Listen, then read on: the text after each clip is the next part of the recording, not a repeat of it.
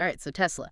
Right. This we robot thing they just did, it was a lot. And, we're here to like break it all down. We've got your pile of articles and notes about their big robotaxi plans. Yeah, big plans. And a lot to go through. Definitely. They really went all in on this one, huh? I mean, remember when everyone thought electric cars were never going to happen? Tesla loves proving people wrong. That's for sure. And they love like a good visual, right? This cyber cab reveal, no steering wheel, butterfly doors, that sleek silver look. It's straight out of some sci-fi movie. Totally. It's like very deliberately echoing the Cybertruck. Yeah. Instant brand recognition. Yeah. Yeah. But you're right. It's what's, not really under the hood anymore, but what's driving it that really has people talking. And those numbers Musk was throwing out, why? Oh, yeah, the numbers. Imagine hailing a robotaxi for like half what an Uber costs now. He's saying 20 cents a mile operating cost and aiming for a sale price under 30 grand. Okay, hold on. Let's pump the brakes a bit. What, you don't think they can pull it off? I'm just saying, remember the $25,000 Tesla. A healthy dose of skepticism, especially with Tesla timelines. You're not wrong. We've all been burned before. And yeah, these articles you said, they definitely point that out. Right. But then again, there's that Musk factor. True. Like everyone said Model 3 production goals were impossible and boom. Or the Cybertruck design, love it or hate it, it got people talking. Yeah, they do kind of defy expectations, don't they? Exactly. But it's not just the timelines, right? It's how they're saying they're going to do it.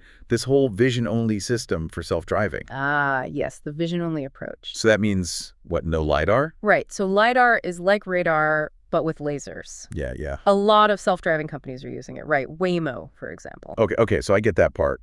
But Tesla's not. Nope. They're going all in on cameras and AI. Their argument is that it's not only cheaper, which makes the tech more accessible, but also that it provides a richer understanding of the environment. Like how we see, right? Exactly. Musk believes this is the key to safe and reliable self-driving. But is it enough? I mean, can cameras really do all that? It seems like, I don't know, maybe LiDAR's there for a reason. Well, that's the big question, isn't it? Tesla's claiming their system's going to be like 10 to 20 times safer than human drivers. But we'll see. Right. Classic Tesla. Big claims, big potential payoff. Exactly. They always keep things interesting. Speaking of which, it's not just robotaxis, right? They also had that, what was it called? Robovan? Yeah, the Robovan. And let's not forget those Optimus robots just casually serving drinks. Oh, man. Talked about a futuristic party trick, right? Like straight out of the Jetsons. But it also makes you think, they're thinking bigger than just cars. All right, so before we go any further, we've got the Cybercab, Robovan, Optimus robots, all this stuff. But this is like your deep dive. We're looking at the articles and notes you specifically chose so we can get into what you're interested in. And what's interesting is this is way bigger than just cars now, Tesla's talking about changing how we live, how our cities work, everything. Okay, so we talked about the Cybercab, but what about this Robovan? It seems like Tesla's not just going after, like, our daily commute anymore. Yeah, the Robovan's interesting, right? Think about it. Sports teams, they wouldn't need to rent buses or deliveries, all that stuff. Way more efficient. So they're basically saying, let's take robotaxis, but make them huge and use them for everything. And if they can really get that Cybercab under 30 grand, imagine the cost savings for companies using the Robovan. Exactly. Public transportation too, right? If cities could buy these instead of buses, it'd be a huge shift. And like, okay, I know it sounds kind of silly, but those Optimus robots serving drinks at the event. I know, right? Yeah. Like a total future is now moment. But it also makes you think, what else can they do with that technology? Oh, absolutely. That wasn't just for show. Those robots are a big part of Tesla's plans. So what are we talking, like robot butlers? What's the difference between that and my Roomba, Think more like tasks that need, actual skills. Yeah. Helping with cooking, folding clothes, even taking care of people who need it. And Musk is saying these robots, they'll cost like, 20, 30 grand? If they work as advertised, that changes everything. Right. It's not just convenience. It's like rethinking how our whole lives work. It's almost like, are we at the start of something really big here?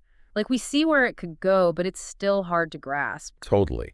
I mean, it's exciting, but also a little, overwhelming. On one hand, maybe we get more time, less stress, all that, but then there's jobs and AI getting too smart, the usual worries. It's a lot to think about. And, one of the articles you sent, it got me thinking, what happens to city? If we have all these self-driving things, do we even need stoplights anymore? Wow, yeah. That's the thing, right? It's not just the tech itself, it's how it changes everything else. Right. Streets designed for robots, no more parking garages because cars are always moving. It sounds kind of utopian, but then there's the question of, like, will everyone benefit? Or will it just make things more unequal? It's a good point. Like, we're talking about a totally different future, but that always comes with new problems, too. Exactly. And that's why it's good we're having this conversation now Yeah. while it's still kind of early. Right. It's not just Tesla's future, it's everyone's. So we should probably try to figure out what we want that to look like. It's almost like, I don't know, owning a car becomes like this weird old-timey thing. Right, like having a horse and buggy. Exactly. And instead you just like pull out your phone, RoboTaxi, please. And it's there in 2 minutes, whisking you away. It's wild. And one thing that really stuck with me from those notes you sent, Musk was talking about all the time we'd save, no more traffic, errands, all that. Oh yeah, he painted quite the picture, didn't he? It's like, what do we even do with all that extra time? It's a good problem to have, right? Yeah. Spend more time with family, actually pursue those hobbies. But will it really be like that? Or are we just like trading one set of problems for another? Well, that's the big unknown, isn't it? And it's not just up to Tesla. Governments, how jobs change, how comfortable people are with all this. It's easy to get caught up in the excitement, right? But we got to remember, this is about real people's lives. Exactly. And that's why I think having these articles, these different viewpoints, it's so important. So we don't just get swept up in the hype. Exactly. We can actually think critically about what we want this future to look like. So for everyone listening right now, what should they be taking away from all this? That the future's not like a done deal, you know? We're all part of shaping it. So don't just sit back and wait. Right. Ask yourself, what do I want? How would this affect me, my job, my city? And then talk about it, right? Have these conversations, figure it out together. Exactly. Because whether Tesla gets it right or wrong, they've definitely got us thinking about the future. That they have. So will we all be in robotaxis next year? Who knows? Yeah. But it's going to be one heck of a ride. That's for sure. And on that note, thanks for joining us for this deep dive. It's been a wild one, but hopefully you're leaving with more questions than answers. Because that's what keeps things interesting. Keep learning, keep asking, and who knows, maybe you'll be the one designing the future of transportation.